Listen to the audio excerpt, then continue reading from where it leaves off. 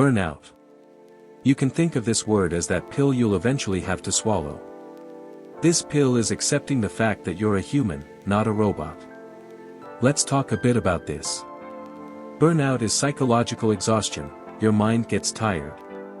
For example, if you lift something heavy, after a while you'll get tired and it'll be hard to lift it again if you don't rest. And if, for example, you keep running for 2 hours, you'll get tired and find it hard to keep running more if you don't rest.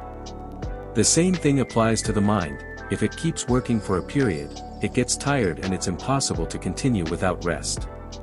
The problem with this burnout is that it's something mysterious to us as humans. People don't understand it or know how it works. Anyone you ask about this muscle example will know you need to rest after physical effort, even a woman from a mountain who never went to school, but burnout is mysterious and we don't pay attention to it.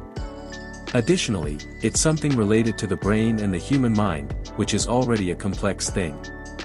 And this issue of burnout, even science doesn't fully understand it yet or know exactly how it works.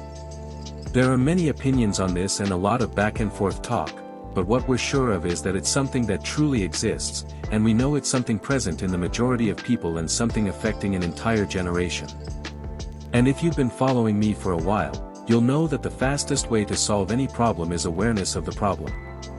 So, we have an action, like studying, working, or training. To do this action, you need effort, and this effort is divided into two: physical effort and mental effort. For example, to go train, you'll need muscular effort. You'll need to use your muscles to run or lift weights. Everything is clear so far. But there's another effort you'll need, another energy hidden inside your mind: mental effort. That effort of getting up, putting on a tracksuit, leaving your warm bed, and going to train. That effort you'll need to wake up in the morning, pick up a laptop and sit down to work, or that effort to get up and study. This type of effort is mental effort. You can imagine it as if you have a battery inside your brain. This battery is full at first. For example, you want to join the gym. You go the first week, the second, even the third without any problem. But that battery is gradually decreasing. It keeps running out until it's completely empty. That's when you start saying, "Oh, I don't have time," or "Oh, maybe another time," or "Oh, this is hard," or any other excuse you can give.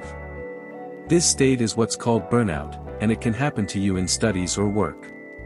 It's when you start feeling like you have no desire, no energy to get up, you're fed up with everything, bored, just wanting to finish and rest. This happens because you don't know how to use that energy you have when the battery is full.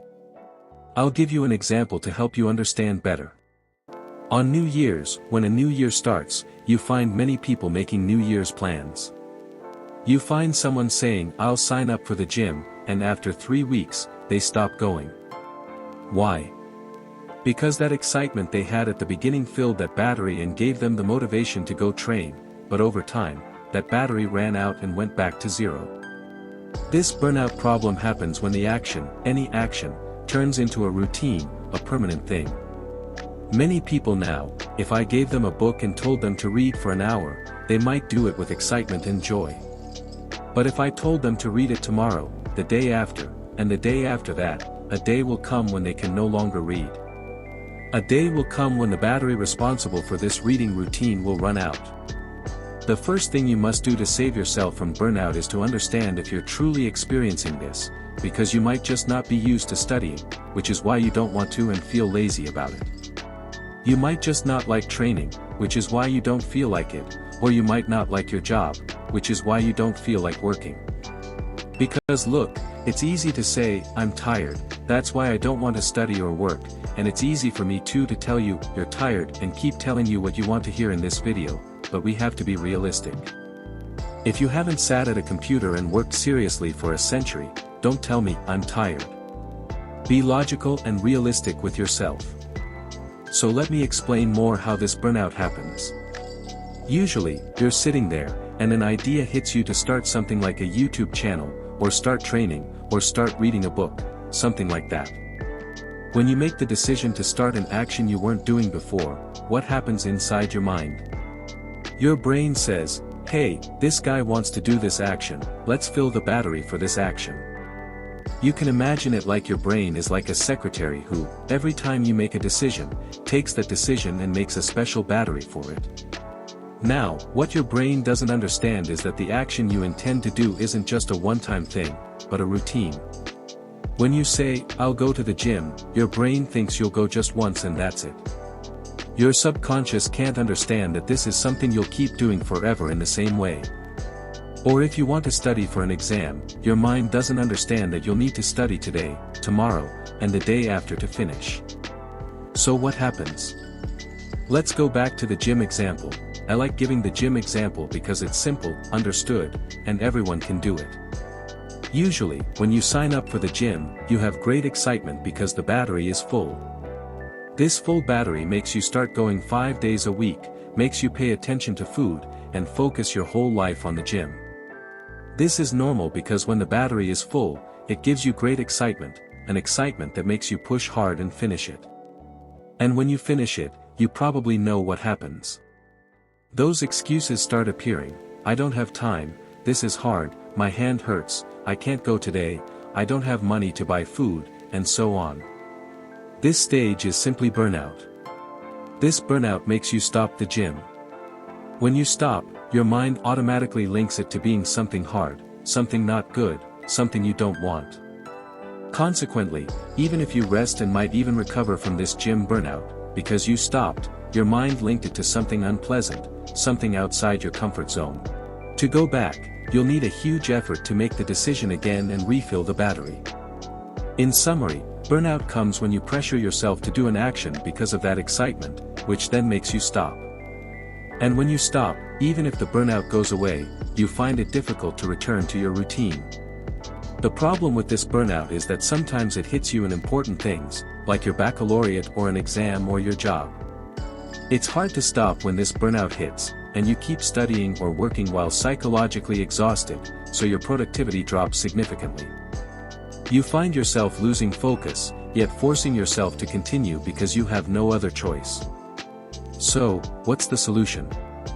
Let's assume the second semester is starting. You'll say, "I'll get it together this semester," and you'll study 7 days a week. The day you don't study math, you'll study physics. The day you don't study physics, you'll memorize Islamic education. This will seem good to you.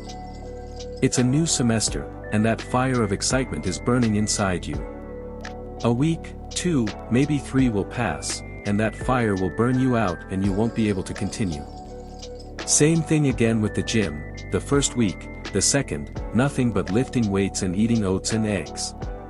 Look, I'll give you a golden piece of advice: learn to be disciplined about rest. This sentence is what the video is about. I've been talking since morning just to lead to this. If you take one thing from me today, I want it to be this: learn to rest, learn to force rest on your brain even if it doesn't want to rest. If you just signed up for the gym, don't exceed 3 days a week, and train for an hour or an hour and a half maximum, then go home. If you want to start studying, start with just an hour or 2 a day at most. Don't let that excitement rush you at the beginning. And look, I'm talking to you about the very beginning here, because after a month of studying 2 hours a day, you'll be able to increase it to 3 hours, because then you've started building the habit of studying. As for training, for most people at the beginning, it's better to train 3 times a week and that's it. And every 21 days, rest for a couple of days doing nothing. Please, learn to rest and learn to go slowly. And most importantly, learn to force yourself to rest even when you don't want to. Goodbye.